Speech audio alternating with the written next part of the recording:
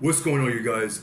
It's your boy Dan Lee right here, and today, as you can see, it's very different. You can see, finally, I have light. I do have light finally. It's because I have a new kit.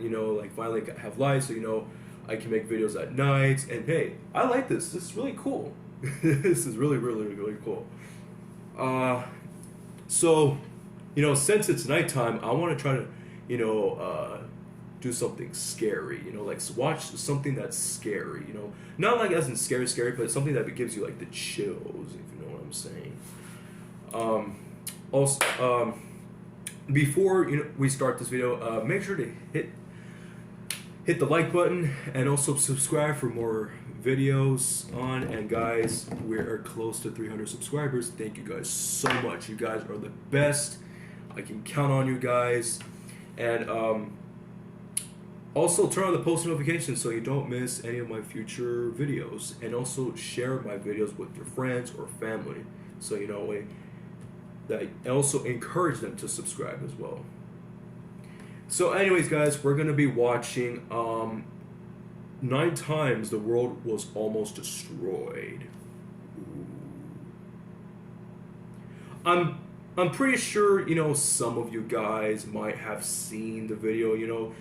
The YouTuber by the name of Chills, the narrator. Oh my gosh, I love this guy. Like, this YouTuber, he's like the best narrator. Really the best narrator. I know this video was 4 years old, but I just want to react to it because it's nighttime and I like to get chills, and I like to feel like the spookiness or something. So other than that, let's just get right into watching it.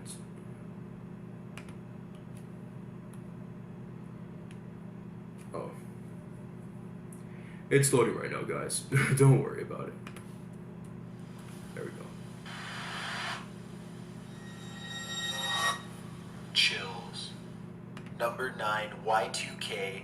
In 1999, a potential computer glitch threatened to end every electronic system in the world. Leading software developers agreed that, come the year 2000, a simple coding error could render everything from vending machines to nuclear weapons grids completely unusable. Basically, as soon as the clock struck midnight on New Year's, all forms of technology would stop working.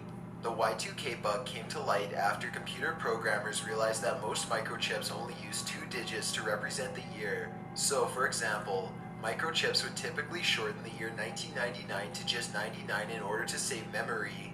Now they feared that this shortcut would make computer chips see the year 2000 as 00 and stop functioning. Even though companies had started working on the problem as early as 1995, they soon realized that they did not have enough time to save everybody. As the dreaded doomsday drew near, people all over prepared for the absolute worst.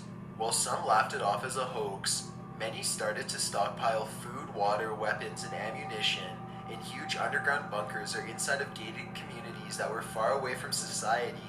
The major debate was whether you should let your neighbor in and share your resources with them after Y2K happened, or whether you should shoot everyone that comes onto your property instead. Citizens weren't the only ones worried about riots and bloodshed. The Federal Bureau of Investigation distributed 16,000 pamphlets to law enforcement agencies warning them to be on the lookout for militia groups and terrorist attacks. They also released a 40-page report detailing exactly who to watch out for.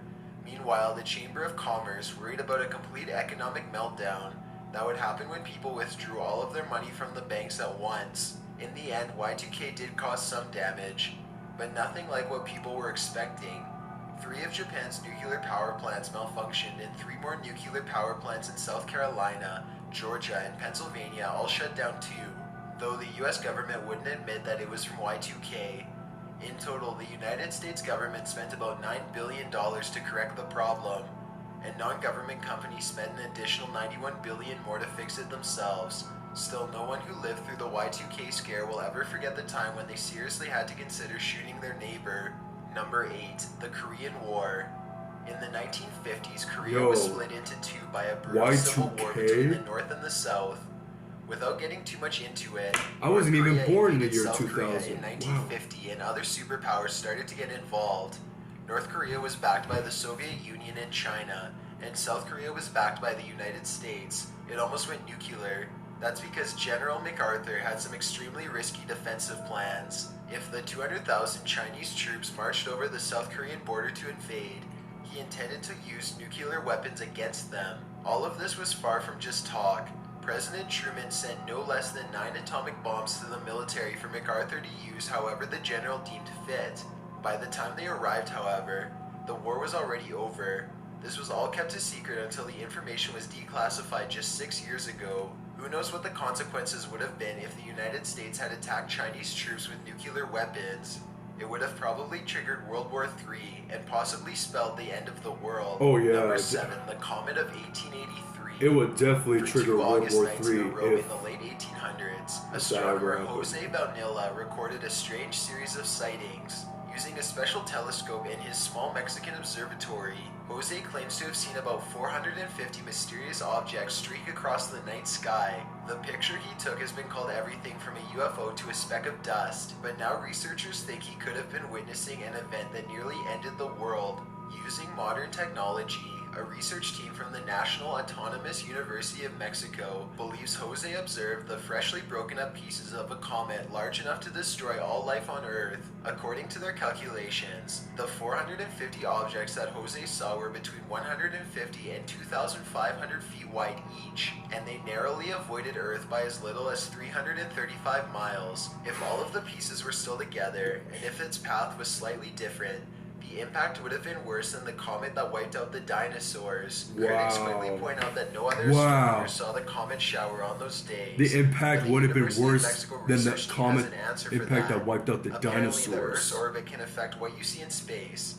In other words, the comet shower was so close to Earth that you had to be in a perfect line with the sun to see it, or else it would look like nothing was there. Under this theory, Jose's small observatory just happened to be in the perfect spot to observe the world almost ending.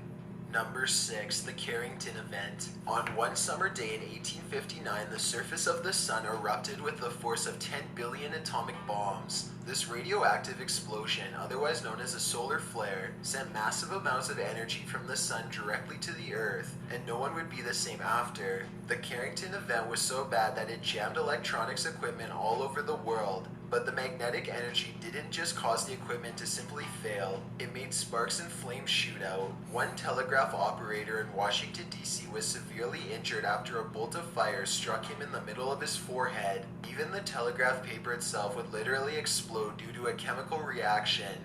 Meanwhile, entire countries around the world were left unable to properly communicate. After a number of days, Boston telegraph workers discovered there was so much electricity in the air that they could take the batteries out of their machines and still send messages all the way to Portland, Maine. Nobody knew if the Earth was permanently changed now or what would happen next. As if worldwide equipment malfunctions weren't enough, the solar flares also put on a sinister light show that was seen by almost every country in the world. During this time, the night sky took on a solid blood red color that was so intense, many people thought that the next neighborhood over had to have caught fire. It was so bright outside that birds began to chirp and people started to go to their jobs in the middle of the night. Absolutely no one knew what was going on except for one man named Richard Carrington. On the day the chaos all started, the English astronomer was looking through a special type of telescope when he noticed a cluster of huge white explosions on the sun that went on for 5 minutes. Hours later, the mayhem began. He made the connection between these two events and has been credited with discovering the solar flare phenomenon ever since. Modern scientists predict a 12% chance of a Carrington-like event happening on Earth within the next 10 years. Number 5, the 2012 solar storm. Just 4 years ago in 2012, something even worse than the Carrington event nearly happened. Instead of solar flares, this time a huge explosion on the sun spit out piping hot plasma into space. This form of plasma is much more powerful than normal solar flares and would have severely damaged everything you own. Let me put it to you this way, if the Carrington event happened today, most of our technology would be strong enough to withstand it. Sure, the event was strong enough to damage equipment in the 1800s, but today's electronics are much more durable. In fact, high-frequency equipment like GPS devices and most radios wouldn't be affected by the Carrington effect. In fact, high-frequency equipment like GPS devices and most radios wouldn't be affected by the Carrington effect at all.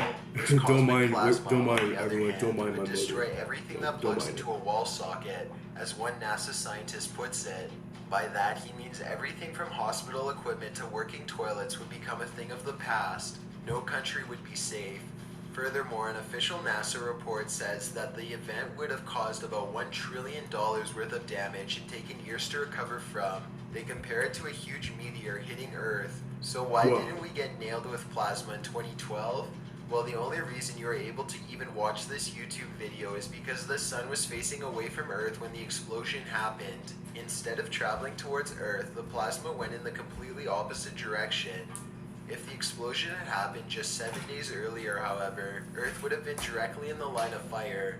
That's right, we were literally 1 week away from digital obliteration. Number 4, the 1979 Soviet Scare. The 1970s were largely considered a time of peace and love, but it was also when the world was almost blown to smithereens by more nukes than you could ever even possibly imagine. In 1979, Zbigniew Brzezinski was serving as a top national security advisor for the United States when he received a devastating phone call at home. A joint military program between Canada and the US called him at 3 in the morning with a grim report. 2,200 Soviet missiles were heading towards the United States in an all-out attack. The nation had less than a half hour left before annihilation. Zbigniew Brzezinski, but also, I remember hearing about in the 1970s, it's also around the time was task as a national security advisor was the to call Vietnam President War. Carter so that the president could authorize the final retaliatory strike against the Soviets. Around the 70s as well, there was thousands the of Vietnam nuclear War. missiles would be launched back. The United States had been preparing for a scenario like this for quite some time. President Carter had even told Zbigniew beforehand that in the event of this scenario, he should wait up to 7 minutes and no longer before letting him know. Minutes before dialing the president, Zbigniew decided to double-check the warning first. Apparently, no other military outposts were picking up the alleged attack on their radars. It was a false alarm. As it turns out, the scare happened after a worker accidentally... Oh man, ad.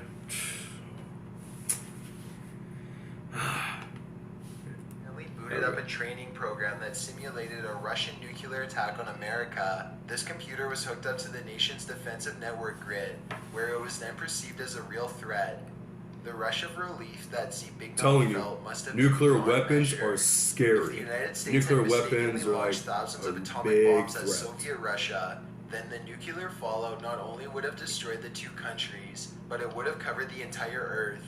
Nothing would have survived. Well, Instead, obviously. waiting until literally the last minute made the difference between end of the world and just another day. Bonus entry: the 1980 Soviet Scare. Just 7 months after the false alarm in 1979, the United States again stood on the brink of destruction at the hands of the Soviets. NORAD stands for the North American Aerospace Defensive Command. Central base in Colorado that had lots of high-tech radars and other equipment that I don't used to care track what potential anybody threats. says, Among the but blinking and beeping equipment were two no digital military in the displays that world always is showed how stronger many than missiles were the heading United towards States. American soil at any I mean, given time. I do One of agree these that digital counters was for the intercontinental Chinese ballistic and the missiles, which Russians, means a you know, bomb like that can reach the other Soviet continents from Union and land. everything And the other was is a meant big for threat. submarine-launched I say ballistic China, missiles. Russia, Each and North display Korea. had 4 Those slots, three and normally these slots ranked countries 0 across are- the board. Imagine are the a big surprise threat. NORAD commanders felt when the submarine missile counter first jumped to 2 incoming missiles, and then But again the all the United way States, up to we're 200. strong. The We're Soviets strong. were at it once more. Strong NORAD Americans. relayed this information to the Strategic Air Force Command. Moments later, the country's top bomber pilots were starting their engines, ready for takeoff, and for World War III. As it turns out, however, the digital display on the counter had malfunctioned and displayed 220 incoming missiles after a simple microchip malfunctioned. Fortunately, President Carter remained calm and didn't send America into an all-out war. Nonetheless, situations like this really illustrates how easy the world can come to an end, and how important a president's judgment can be during a time of national crisis. Number 3, the 1995 American Scare. The United States isn't the only country to receive its fair share of false alarms and nuclear scares. In 1995, Russian President Boris Yeltsin received a warning from his early warning radar network, saying that the Americans had launched a nuke off the coast of Norway. Now it was heading towards Russia and the end was near. Advisors placed a suitcase in front of Yeltsin. If he pressed the button inside, it would mean that he gives his permission to launch a nuclear strike on America as revenge. There were 2 other suitcases. One was given to the defense minister, the other to the chief of the general staff. Yeah, All three men were required nuclear to give their war, approval nuclear for the launch to missiles go into effect. scare me. They had less than 8 minutes They to scare decide me what to because, do. you know, Meanwhile, commanders it would really mean ordered the into end. nuclear It would submarines really and were mean now like, in you know, ready. the end of the As world, the the end confident of nation humanity. anxiously awaited the final launch orders, the We would American be rocket in mysteriously sank into the ocean. an It event, seemed as if an nuclear era attack was over of as human quickly as it extinction. began. Hours later, the Russians learned that this Even had though not been we can missiles at all, survive but the rather a nuclear research fallout, rocket but that had not been for launched long. into the You sky know, to study but the Northern Lights weather phenomenon. who knows? I'm just Even more saying. embracingly, Russia had been given a heads up by the researchers weeks in advance, yet no one in the early warning radar network had been told. As a result, the end of the world could have come as the result of a simple weather experiment gone wrong. Number 2, the flu panic. In 1918, literally 1/3 of the world's population caught the flu. This wasn't just any ordinary flu though. This was a superbug that caused massive casualties. The first wave of sickness struck in spring. For 6 months, the disease spread throughout the I United remember States, this. Europe, I remember and to a reading lesser about extent in Asia. the Although a lot of people were 1918 getting flu sick, pandemic. not too many people died during this first wave. The world just thought it was a freak accident and that it would never happen again and collectively shrugged their shoulders. When the second wave hit later that year, it was much worse. From September to November, the virus returned and spread to the rest of the world. This time, every single nation on Earth was infected. There was literally nowhere to run. Whereas most flu viruses kill less than 0.1% of those they infect, this virus had a much higher 2.5% fatality rate. It didn't matter if you were the healthiest person in your entire family, it could still easily kill you. In fact, half of the people who died were between the ages of 20 and 40, and most of them were perfectly healthy beforehand. I remember back in Total, the bug 2018, killed 20 I caught times more the people between the ages of I 50 caught to the flu. 34 I than think, any other yeah. flu had before. Even though I The got third and my final wave struck even though I in got my early flu vaccine that year, 1919. back in Though this June outbreak was much 2019, smaller got and my only flu affected vaccine. certain nations, And then in still, by October, then the damage was I done. got like Out really, of a really world sick. Like population of 1.8 billion, over 600,000 had contracted the disease. When it was all over, 15 million. another ad, but that gives me time. Okay, so back to what I was saying was I remember back in October of 2019, you know, on that one Monday, it felt like I felt really ill. You know, I had like a fever, I had a runny nose, I had a cough, and my eyes were just all like they couldn't stay open for a while. I was literally, I felt like I was dying. I felt like I was gonna die. I'm telling you guys, that is why vaccines are important. I did not die. Vaccines save people.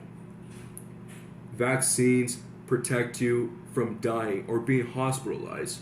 No matter what disease you catch, whether it's measles, whether it's the flu or any disease, that includes COVID as well. I highly encourage you guys to get the COVID vaccine and the booster as well, because if you want to get out of this pandemic, you have to do the right thing. Million people had lost their lives. If this doesn't seem like a lot of deaths to you, just imagine being alive during this time and hearing of a virus that hit literally everywhere in the world. Imagine seeing everyone you loved getting sick from a virus so strong that it could survive in any temperature, any environment, and any season. It certainly felt like the world was coming to an end at the time.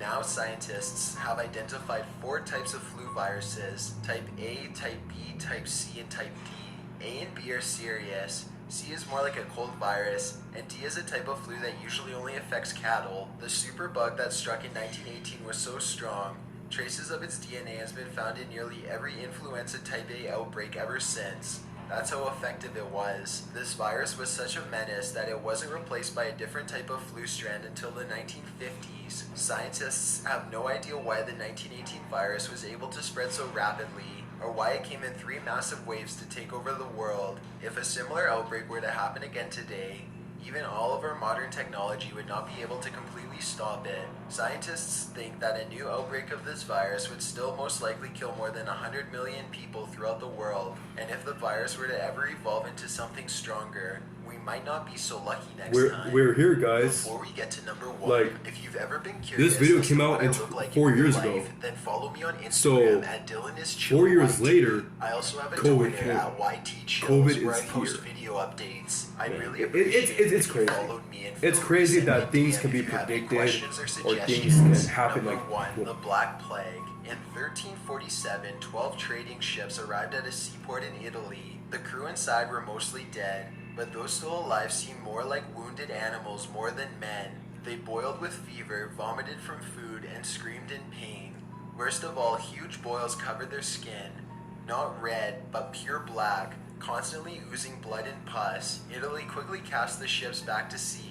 But by then it was already too late. The plague had arrived. The disease had actually already been around for decades before reaching Europe. It started in the Mongolian desert sometime in the 1320s, and then spread in all directions until it eventually reached China. Once Yikes. China began to heavily trade with Europe and other countries, the disease spread even further. In the early plague stages, you burn with fever, your limbs ache, and you can hardly move from fatigue.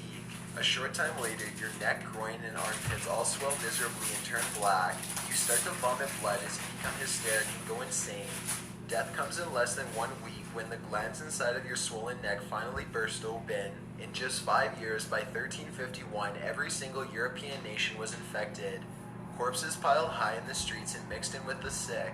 Plague doctors walked amongst the dying crowd. They wore thick robes and huge masks that were shaped like a bird's head. Inside the beak of the mask I know herbs what and he's talking perfumes, about. I know, like, which plague doctors those masks, thought you would know, work as that an are, air like, shaped like a filtration bird's system, head. in addition to Yeah. easing the rotting stench. They also had a long stick to push patients away if they tried to get too close. Meanwhile, the wealthy died in agony in their own homes instead of on the streets, slowly rotting behind closed doors. Soon, so many people died that individual burials no longer became an option. Instead, mass graves were dug and filled with a thin layer of topsoil. At one point, the Pope even ordained the Rhone River so that the dead could be thrown in and still go to heaven. Meanwhile, the Pope himself survived the plague by sitting between 2 huge fires in his home. At one point, winter fell and it looked like the plague was at an end. In truth, it was only temporarily delayed as plague-bearing fleas died from cold weather, and plague-infected rats hid wherever was warm. When the spring weather resumed, so did the plague. By the early 1350s, the plague had effectively run its course in Europe. No less than 25 million people painfully died, which was 1/3 of the European population at the time. Throughout the rest of the world, the plague killed an additional 75 million more. Although these numbers might not necessarily indicate the immediate end of the world, as you lay dying from black boils and threw up blood, it was certainly the end of yours.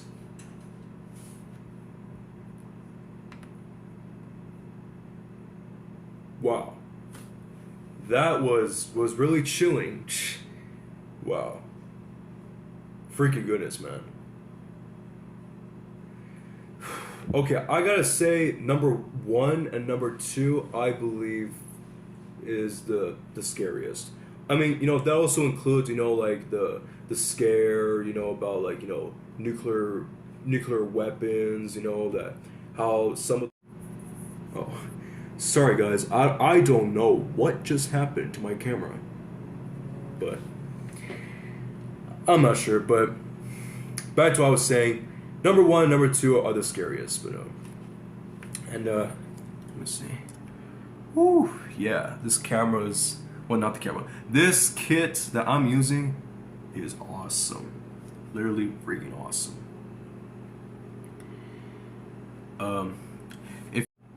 Sorry, I don't know what keep happening. Okay, if you guys like the video, make sure to hit the like button, and don't forget to like, subscribe, share, turn my post notifications so you don't miss an upload. And as always, I will see you guys in the next video. Hopefully, maybe I might do a daily uploads. We'll see. Till next time.